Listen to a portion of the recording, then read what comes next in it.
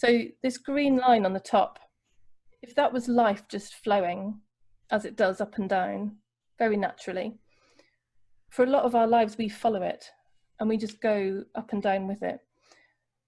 This is the point at which the sandbank appears.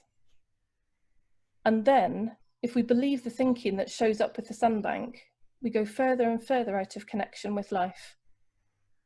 More and more believing what's buzzing in our heads and less aware of what's going on in the world.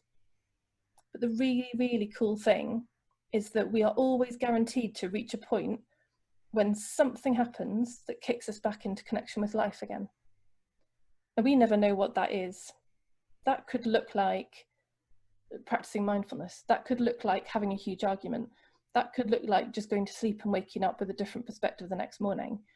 We never know what that thing is going to be that brings us back into connection, but guaranteed 100%, there is always something.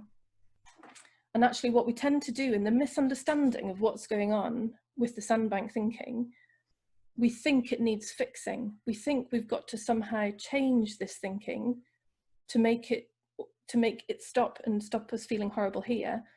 Or if we really believe it, we think we've got to change that person out there. And all of that is just caught up. I don't know if, do you know that phrase, that quote, the Einstein quote? Let me just find it, I did write it down. You can't solve a problem from the same level of thinking that created it. And that's essentially what we're doing. Whenever we're caught in sandbank thoughts and it's racing around going, this isn't okay, it needs to change, that same level of thinking is trying to change the thinking and trying to change the experience. But it's all the same thing, it's all the same movie creating that whole experience.